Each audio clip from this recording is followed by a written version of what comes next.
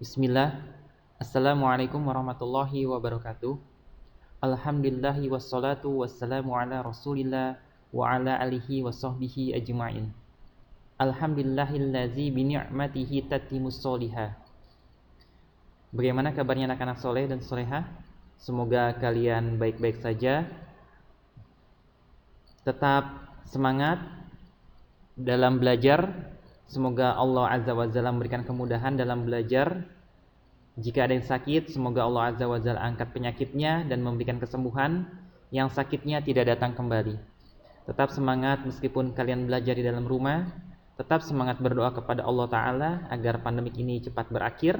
Dan tetap menjaga kebersihan dimanapun kalian berada. Dan jangan lupa memakai masker jika akan keluar rumah. Sebelum memulai belajar, kita awali dengan membaca doa terlebih dahulu agar Allah Azza wa Jalla memberikan kemudahan dalam belajar dan memberikan kemuliaan terhadap ilmu yang kita pelajari. Allahumma inni as'aluka ilman nafi'a wa rizqan thayyiba wa amalan muttaqabbala.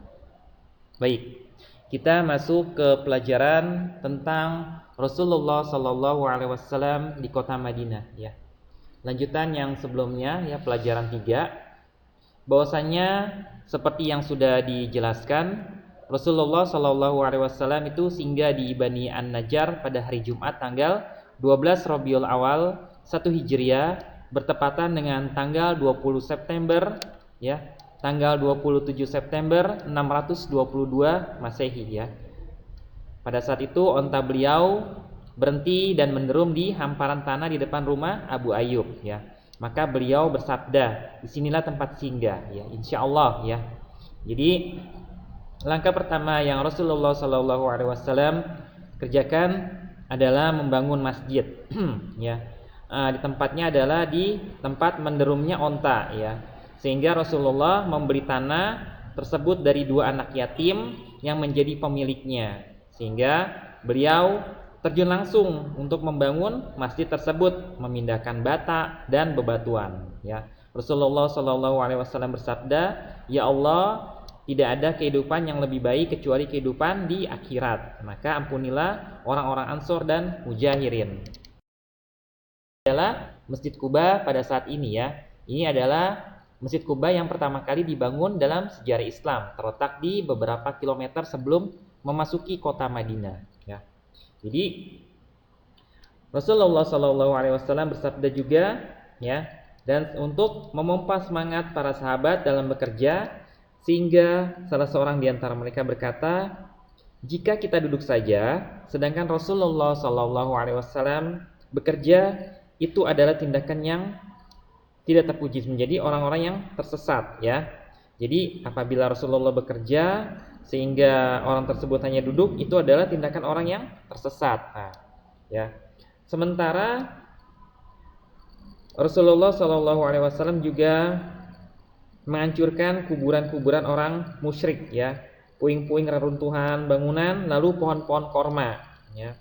Jadi pohon tersebut beliau hancurkan untuk menggali kuburan itu, meratakan puing-puing, memotong pohon dan menerapkan arah kiblatnya ya. Saat itu arah kiblatnya masih di daerah atau di tempat di Baitul Maqdis ya, atau di Al-Aqsa. Baik.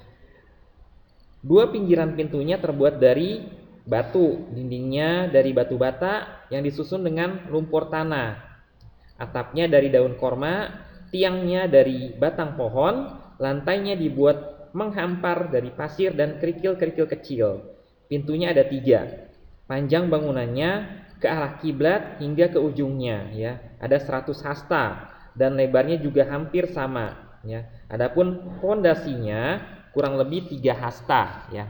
Jadi Rasulullah Shallallahu Alaihi Wasallam itu membangun beberapa rumah di sisi masjid ya. Dindingnya dari susunan batu dan bata ya. Atapnya seperti tadi dari daun korma yang disanggah oleh batang pohon. Setelah semuanya rapi, maka beliau pindah dari rumah Abu Ayyub ke rumah itu ya. Sehingga masjid itu bukan sekedar untuk tempat melaksanakan sholat semata, tapi juga untuk sekolah bagi orang-orang muslim, untuk menerima pengajaran Islam dan bimbingan-bimbingannya, sebagai balai pertemuan dan tempat untuk mempersatukan berbagai unsur ya, kekabilahan dan sisa-sisa pengaruh perselisihan semasa jahiliyah, untuk juga mengatur segala urusan dan sekaligus sebagai gedung parlemen untuk bermusyawarah dan menjalankan roda pemerintahan. Ya, jadi masjid tersebut juga berfungsi sebagai tempat tinggal orang-orang muhajirin yang miskin yang datang ke Madinah tanpa memiliki harta, ya, tidak mempunyai kerabat dan masih belum berkeluarga. Ya.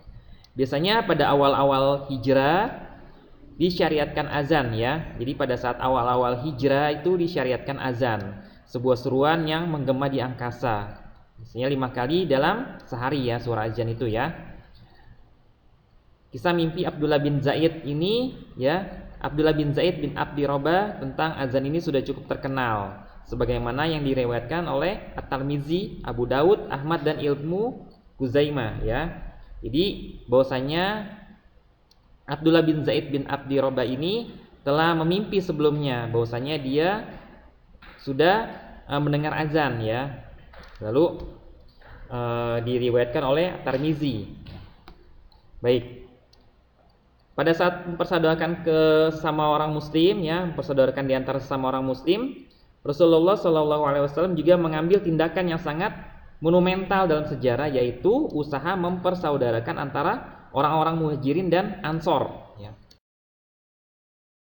Seperti yang sudah dijelaskan oleh Ibnu Qayyim rahimahullah yang menuturkan, kemudian Rasulullah SAW mempersaudarakan antara orang muhajirin dan ansor di rumah Anas bin Malik radhiyallahu anhu ya.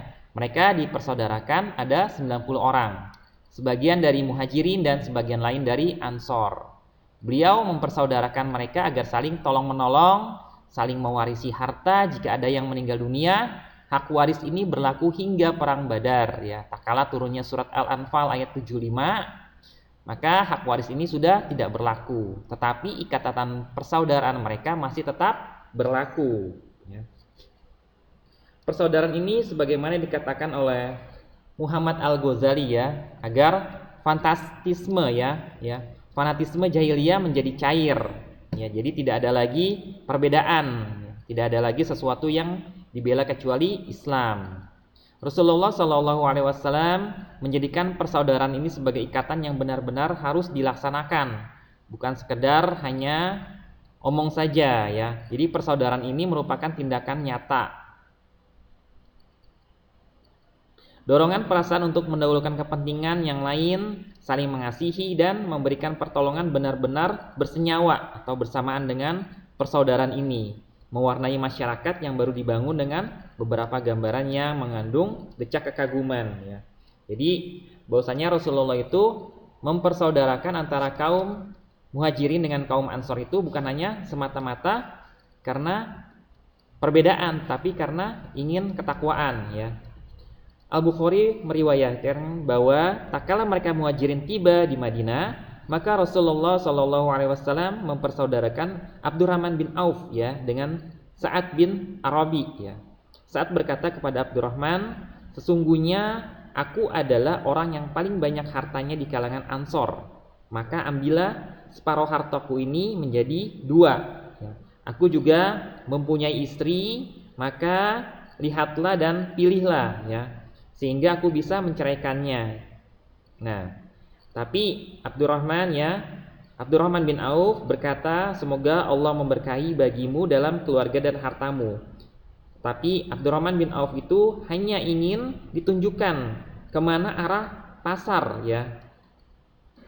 Ini adalah suatu akhlak dari sahabat Rasulullah, bahwasanya dia tidak menginginkan suatu harta, tetapi ingin persaudaraan itu terus berjalan ya. Maka orang-orang menunjukkan pasar Bani Koinuka ya.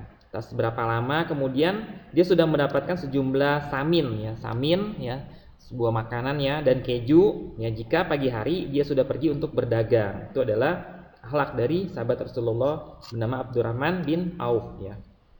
Diriwayatkan dari Abu Hurairah berkata bahwasanya orang-orang Ansor berkata kepada Nabi SAW, "Bagilah kebun korma milik kami untuk diberikan kepada saudara-saudara kalian."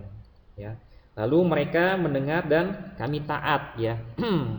Tetapi tidak perlu jawab beliau, cukuplah kalian memberikan bahan makanan pokok saja, dan kami bisa bergabung dengan kalian dalam memanen buahnya. Ini merupakan menunjukkan seberapa jauh kemurahan hati Ansor terhadap saudara-saudara mereka di Muhajirin. Mereka mau berkorban, lebih mementingkan kepentingan saudaranya, mencintai dan menyayanginya. Sungguh besar memang kehormatan yang dirasakan oleh orang-orang Muhajirin. Mereka tidak menerima dari saudaranya Ansor kecuali sekedar makan yang bisa menegakkan tulang punggungnya. Ini adalah persaudaraan ini benar-benar merupakan tindakan yang sangat tepat dan bijaksana. Karena itu bisa memecahkan sekian banyak problem apabila ada masalah yang dihadapinya, maka orang-orang muslim seperti yang sudah kami syaratkan di atas itu dapat berdiskusi atau bermusyawarah. Baik, ini adalah penjelasan singkat dari poin A digabungkan dengan poin B tentang kaum Muhajirin dan Ansor. Semoga pembahasan singkat ini dapat kalian pahami dan dapat kalian jadikan sebuah pelajaran tentang kebersamaan terhadap kaum muslimin pada saat-saat ini. Itu saja yang dapat Bapak sampaikan. Nanti ada soal dan tugasnya melalui Google Form yang terpisah dari materi ini.